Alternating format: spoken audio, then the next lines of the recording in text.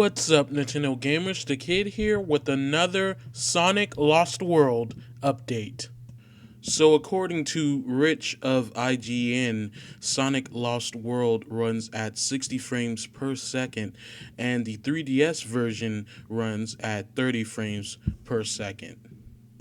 So, guys, before we get to my thoughts, I already recorded my thoughts before I actually knew about the frame rate percentage, how fast the frame rate will be.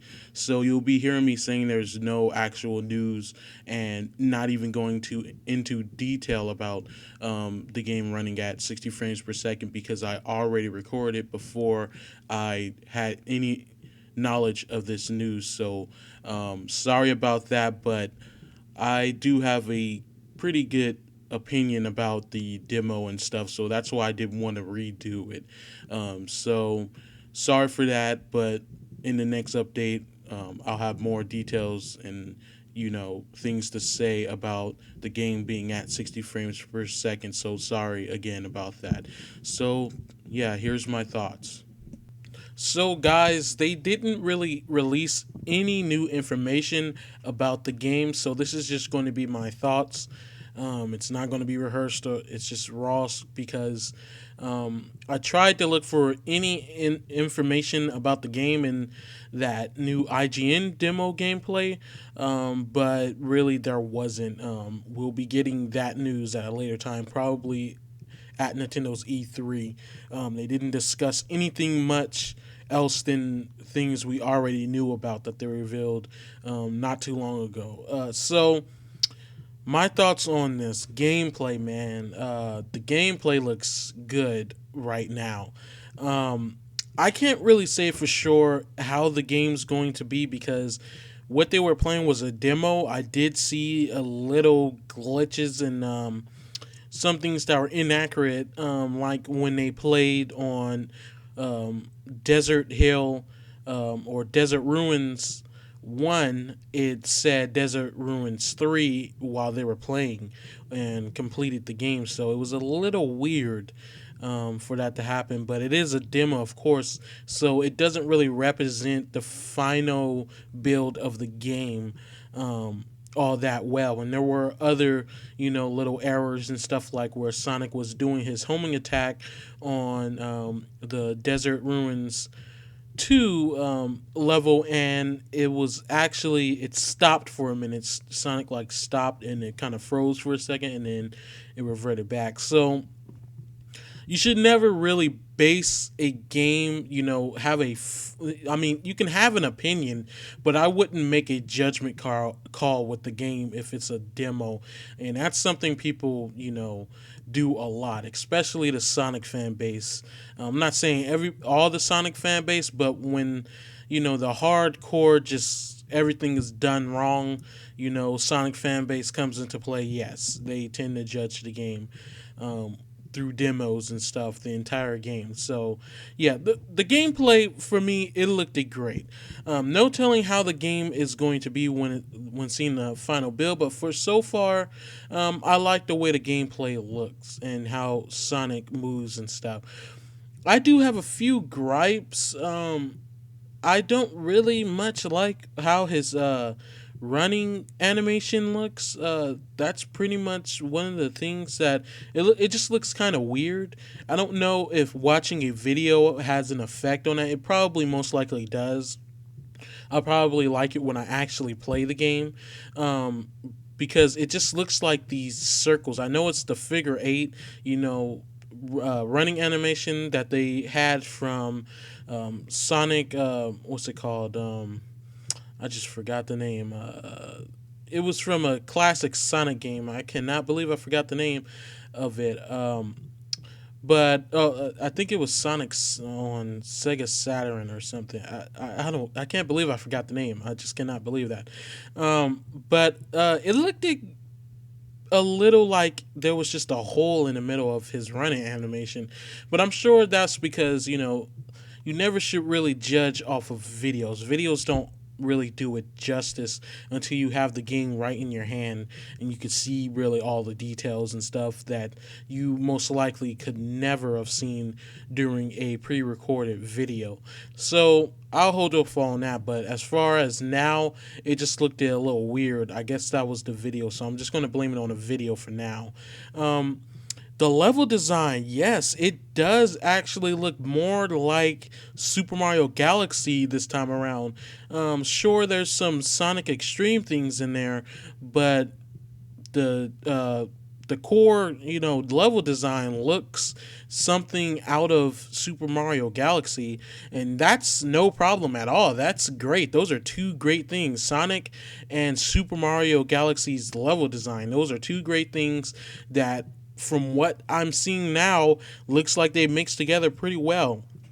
I love how there's so many alternate paths and they're just right there. It's not like, oh, I have to find this alternate path. No, you just kind of scroll over the other side and there's an alternate path.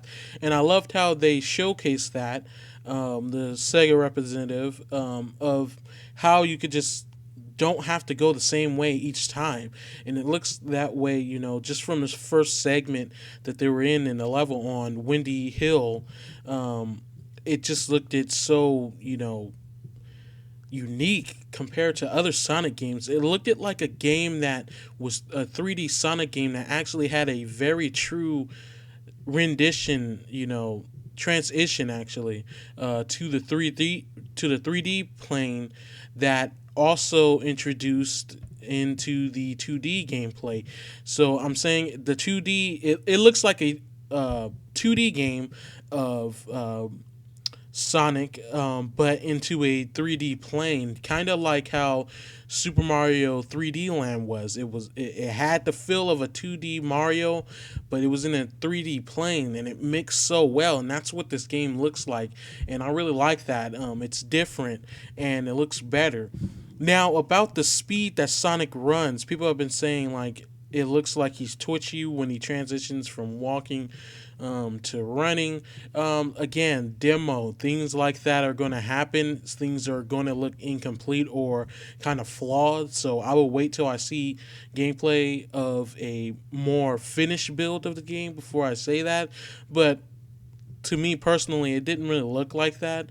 But this time around, the biggest complaints about Sonic games that I've always had, and I think a lot of fans have had, is that when it comes to the heavy platforming sections, you tend to have to use the joystick, kind of have to jiggle it left and right just to land on the right thing, or else you're going to go flying or something, or you're going to overjump, overshoot, or you're going to underjump and not and miss the platform completely. So with this new system where you have to actually hold the trigger button to start running, and if you don't, you just walk, that's better. It gives you more control, so you can't this time feel like dying is really cheap. And that's what I felt like in Sonic Colors. There was legitimate challenge, but at sometimes it just felt like when I missed a platform or overshot it, it just felt like it wasn't really my fault. It was more so the mechanics of the controls. So this time, no one really has an excuse this time. So I like that. The speed of the game, I think it's good. Sonic Colors wasn't generations fast. It wasn't blow through the whole entire level in like 2 minutes fast. And this one looks like it's just right, just like Sonic Colors. You got a sense of speed, and it also has a lot of platforming in it too. That's what I like too, because the original Sonic games had a lot of platforming. Sure, the first or and second to probably third zone had more speedaway sections, but as you got deeper into the game, it was like maybe two speedaway sections in the level, and the rest was like heavy platforming, and I liked Sonic that way. So the speed for me, it looks great. There's only certain sections where you'll actually go full speed, and that's when you have like this kind of streak effect on Sonic's arms. And he's going quite fast. It looks pretty good. It does look like Generations, not as fast, but satisfyingly fast enough. A bigger difference than just going, manually. They also showcased a level where you're going full speed all the time, but you're kind of on rails. The only thing you can really do is jump and turn, and that's it.